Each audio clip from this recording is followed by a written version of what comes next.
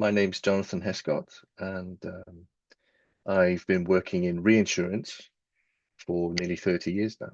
I started in Germany in the mid-90s. I started in a legal department. I moved to underwriting. Then I had a short break of a couple of years and moved back into reinsurance claims handling, which is my current role. So I've been doing that for many years now.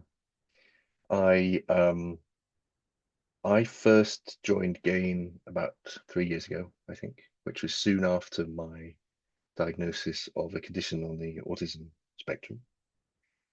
Um, Joining Gain has helped me enormously to find out how I fit into my industry and how my industry is fitting in around me.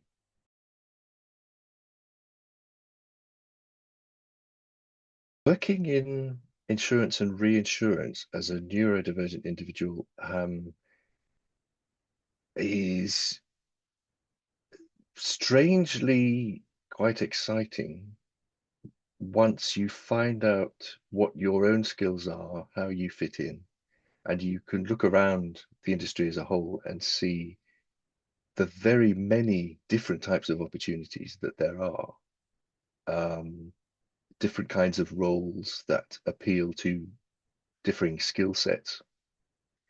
Um, the excitement, I mean, it's insurance, it's reinsurance. The excitement is at a low level, but it's there for neurodivergent people because unlike maybe some other industries, there is the chance to thrive, there's the chance to progress, there's the chance to fit in and really use skills that we have that maybe other people don't. Um, so I work in reinsurance, which is not quite the same as insurance, but there are still many areas that overlap. And for neurodivergent individuals, there are so many different types of roles, starting with the pure financial roles. There's accounting, technical accounting, which is processing premiums and claims. We have tax departments that work globally that need to know global tax frameworks in different countries, different territories. Um, there's a huge opportunity for actuarial staff. Actuarial staff analyze data from the past and project into the future, using formula, using their experience, and the data, the conclusions that they draw help underwriters to write new business that will hopefully be profitable. We have risk analysts, we have risk managers, project managers, strategy planning, all of these great skills, all of these great roles that really can tap into skills of neurodivergent people. Um, Obviously, there are also the marketing roles that we have, which it's fair to say that not all neurodivergent people will fit the cliche of maybe just being introspective. Marketing roles can be very good too, and very suitable. And there's plenty. There's just so much to look for. I've noticed the reinsurance industry and insurance industry over the past 2 years has gone through something of a transformation. It started quite low key, and it's certainly improving. There is so much understanding of neurodivergent conditions. There's an understanding that a lot more people have neurodivergent conditions than was realized 10, 15 years ago, um, especially in our industries where I say those skills are used, analytical skills, um, routine, number skills. Um, the transformation of the industry has been quite seismic as far as I'm concerned.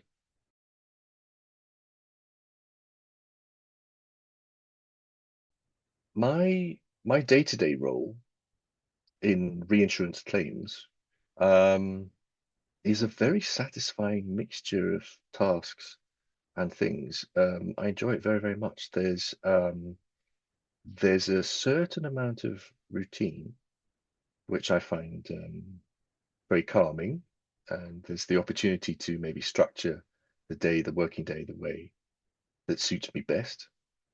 Um, Reinsurance claims involves very large market claims. So if insurance is between individuals, if you think of your own car or house insurance, or pet insurance, travel insurance, all of those things that you might hold with an insurer, reinsurers will take all those travel insurance policies that are underwritten by your insurer, by your insurance company, and we will insure them. We'll take a slice.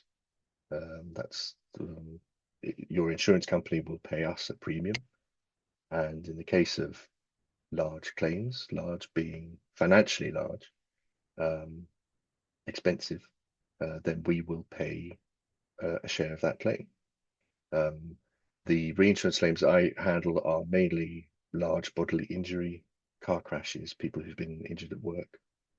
There are so many different types of insurance and reinsurance, ranging from those property-based types like fire or flood, catastrophe insurance we've seen with California wildfires, marine insurance. Did you see in the news the freighter that hit the Baltimore Bridge?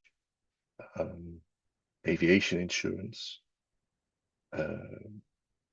Then my current line of business, which is called casualty or liability insurance, which could range from anything from a faulty product that has caused injury or financial loss to those bodily injury claims, car crashes. Even if you imagine someone welding in their garage, setting fire to a building that then spreads to 3 neighboring buildings, that's on the liability side. So there's never a truly dull day in claims. There's a lot of analysis that's necessary. You have to see whether claims are covered. You have to check legal documentations, maybe read reports. You have to make sure the financials, the numbers all work out. We use software tools, IT, which I know can be quite rewarding to have a certain amount of repetition for some people to really get to know your tools. And for those who like a challenge in reinsurance claims, there is certainly an outwards facing element. We are expected to perform certain type of marketing with our clients, to meet with our clients and have that outwards facing, which is also very rewarding even for a potentially shy neurodivergent individual.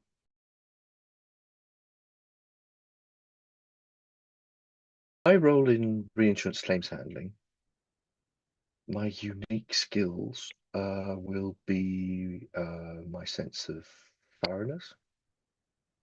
I find that I'm able to identify the most important information quite quickly and as a reflex, maybe almost intuitively. I bring a certain methodical approach to my claims handling, which is I find quite useful. If I were to imagine a task list or a checklist for every task in my mind, I go from top to bottom, making sure I've done each of the things necessary to go through my task. But that list doesn't exist; it's in my head. So that's my approach. I have found that within the teams I've worked in over the years, the potential negative of my autism, of not understanding. So that's kind of the cliche, isn't it, that so many autistic people will face, not being able to understand why things are the way they are just because they've been going for years. That has driven me to look at certain processes and find areas that could be improved. In several situations, I found that if I put up my hand and say, I'm really sorry, I don't understand this part of the process or why we're doing this. I don't understand what this phrase means. I have found that I'm not the only one who hasn't understood. In fact, in a couple of instances over the years, I found out that nobody has understood that part of the process or why we do it. And by virtue of me putting up my hand and saying, sorry, folks, I haven't got it, autism, whatever, that we've been able to look at that process We identify that no one understands it, and we've changed it. We've streamlined things.